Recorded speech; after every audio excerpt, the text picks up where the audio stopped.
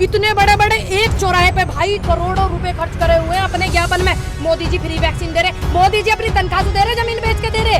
अरे लाली मैं चुनाव नहीं लड़ सकूं, मैं चुनाव लड़ूंगी तुम्हारे जैसे कह देंगे कि पहले तो पार्टी में आना नहीं चाह रही, अब पार्टी में जीत गई, अब पार्टी में आ गई, अरे तो चुनाव लड़ने कोई भी तुम्हारे जैसे पत्रकार कह देंगे। बाकी आप नहीं है क्या पढ़े लिखे, आप भी तो समझदार हैं।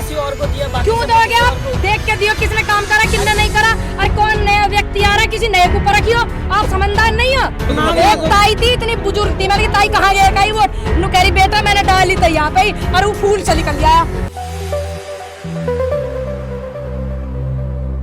देखो यूपी चुनाव में जो जनता ने जो रिजल्ट दिया, ये एक जो अभी चुनाव हुए हैं जिला पंचायत अध्यक्ष के, ये एक मिनी एमएलए के चुनाव माने जाते हैं जैसे कि, तो उसमें कितनी धांधलेबाजी हुई है।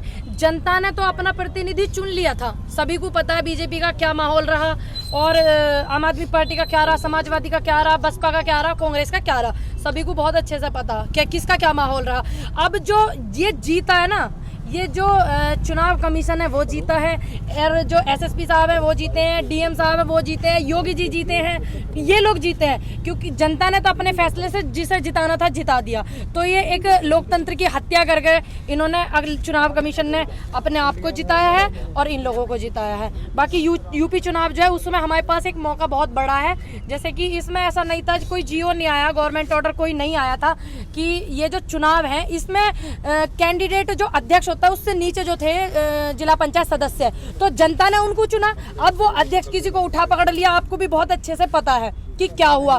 मैंने जब ये बात बाहर भी नहीं आई थी, मैंने अपने ऑफिशियल पेज से लाइव किया था कि ऐसे होने वाला, भैया थोड़ा ध्यान रखना, डीएम और एसएसपी को सौंप दिए गए हैं काम, अपने ऑफिशियल पेज से मैंने लाइव कर दिया था। फिर 4 दिन पीछे ये बात खुल के भी आ गए, कुछ लोग बोलने लगे ये गलत बोल रही हैं, लेकिन देश के सामने नतीजा नजर आ गया क्या हुआ क्या नहीं हुआ। अब हमारे पास ऑप्शन है, जब हमारे पास ऑप्शन नहीं था क्योंकि कोई जियो ऐसा नहीं आया था कि डायरेक्ट अध्यक्ष जनता बना सके। डायरेक्ट अध्यक्ष बनाने के बीच में कुछ दिन पहले बात आई थी, तकरीबन 5-6 महीने पहले, तो इन्होंने वो खत्म कर दिया था। डायरेक्ट अध्यक्ष बनाने की जो बात थी कि जनता चुनेगी अपना जिला अध्यक्ष, तो इन्होंने वो खत्म इसलिए करी, ना पता थी 1 या 2 ही बनेंगे इनके, इसलिए इन्होंने फिर से जिला पंचायत वो करा, धर पकड़ करवा के जबरदस्ती अध्यक्ष अपने बनाए हैं। और आप ये देखो ना कि जिनके जीते कुल मेरे हिसाब से मुझे लगे 3,500 के करीब है जिला पंचायत सदस्य, और उसमें इनके 450 या 500 ही वो जीते हैं, और सबसे ज्यादा अध्यक्ष इनके दिखा दिए। धरपकड़ कर दी ना कर दी भाई। अच्छा, अभी जिस तरीके से यूपी चुनाव पास आ रहा है, हिंदू मुस्लिम एक बार फिर बढ़ता हुआ नजर आ रहा है, काय को आ रहा तुम्हें लग रहा होगा टीवी चैनल्स पे दिखाना। सुनिए, ये तो ये जो नेशनल मीडिया बिके हुए हैं उनका सभी को पता। मेरी देश की जनता से अपील है कि अगर हमने अब की बार अपने आप को, अपने दिमाग को स्थिर रखा और हम बटे नहीं किसी धर्म या किसी जातवाद में, तो हमें जिंदगी में कोई आंदोलन करने की नौबत नहीं पड़ेगी। अगर हम बट गए और इनकी बातों में फंस गए और इनकी बातों में उलझ गए धर्मवाद और जातवाद के चक्कर में, तो जिंदगी में फिर कोई आंदोलन होगा ही नहीं, ये करने ही नहीं देंगे, इतना दबा देंगे। तो मेरी रिक्वेस्ट है आप धर्मवाद में जातवाद में ना बटे। कौन सी पार्टी से इलेक्शन लड़ रही है? मैं कोई सी से भी ना लड़ रही भाई, तुम बना लो तुम्हारे से लड़ लूंगी, तुम बना लो तुम्हारी पार्टी से लड़ लेंगे भाई। अच्छा, फिर अगर छोड़ के यही भाजपा नहीं तो कर लो, भाजपा नहीं तो कौन? उत्तर प्रदेश। क्या भतेरी उत्तर प्रदेश में भतेरी पार्टी और पार्टी ना भतेरी बनेंगे, किसानन की पार्टी भी बनेंगी, बनन दो, क्या दिक्कत है भाई। किसान अपनी बात रखेगा, जो कोई पार्टी नहीं सुनेगी तो किसान पार्टी ने बना सके या नेता ही पार्टी बना सके?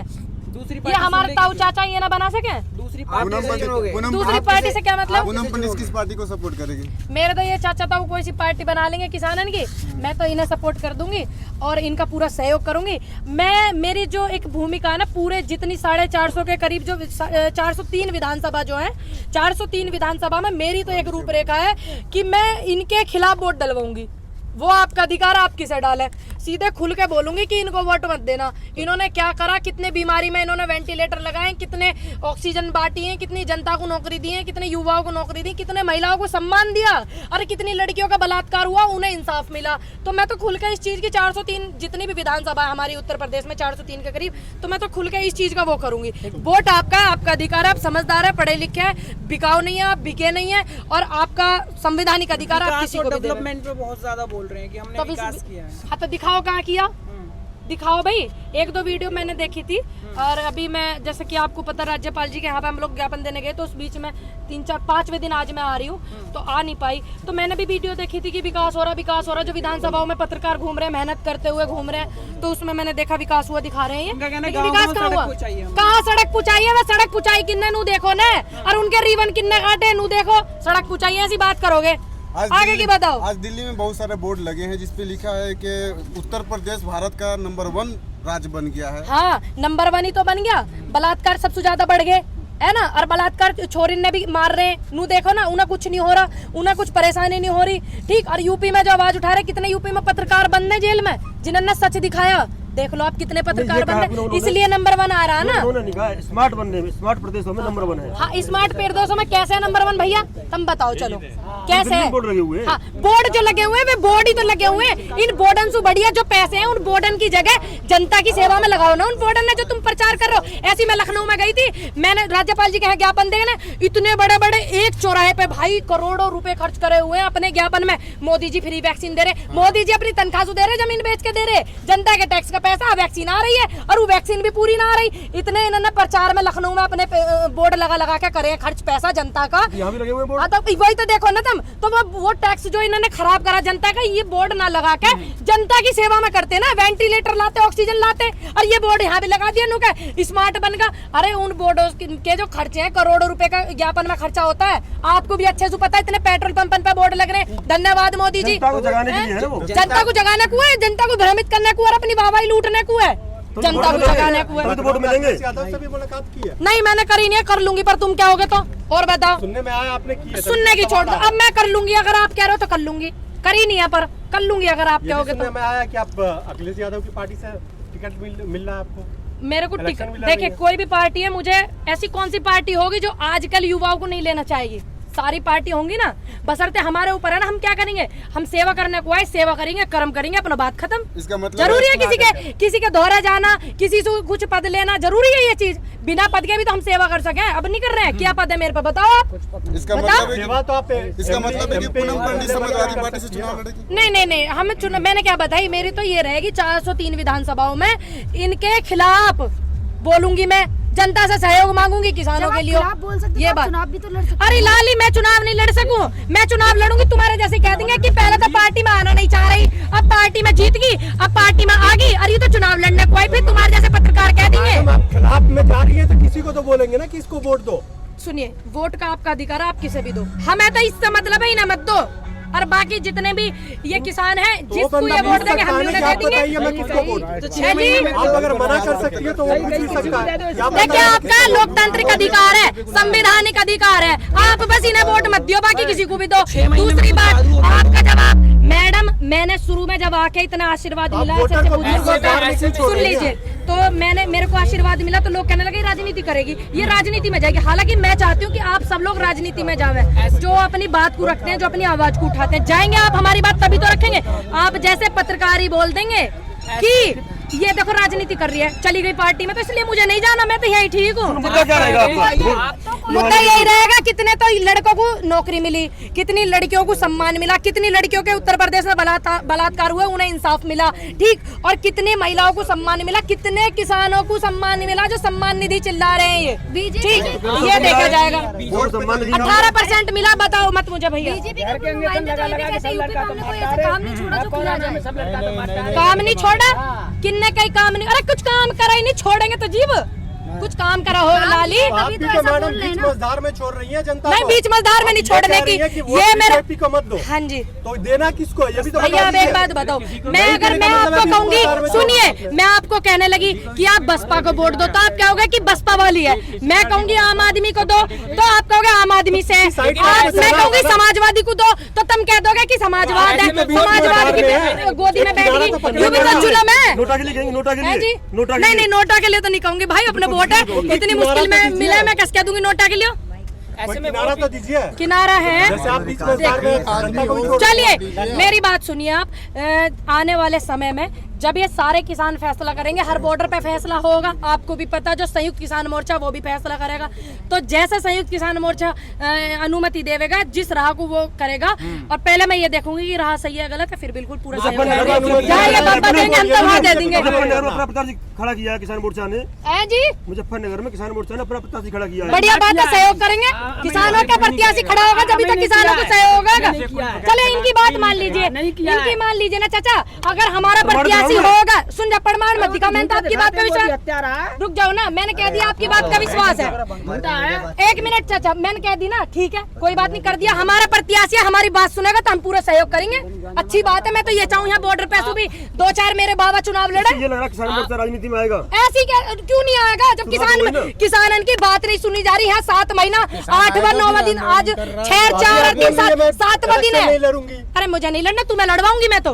अच्छा, आप कह रही बीजेपी को वोट मत दो, बाकी सबको दे दो, ऐसे में वोट भी तो बढ़ते हुए दिखाई देंगे ना। नहीं, वोट बिल्कुल नहीं बटेंगे। जब किसान संयुक्त मोर्चा का आह्वान होगा, एक किसान संयुक्त मोर्चा एक वो बनाएगा ना स्टेट जी, ऐसी बात तो है नहीं बनाया।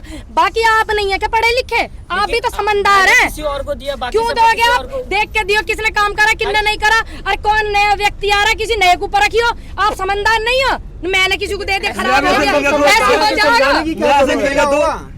अरे समय आने पे समझा भी देंगे भैया, जब तुम मेरी ज्यादा समझदारी मानोगे समझा देंगे। कहता दी अब कहता दी समझा देंगे भैया, तुम कह रहे हो समझाइयो बताइयो, किनारे पे मत छोड़े, तो समय आने पे समझा देंगे किसे वोट दियो।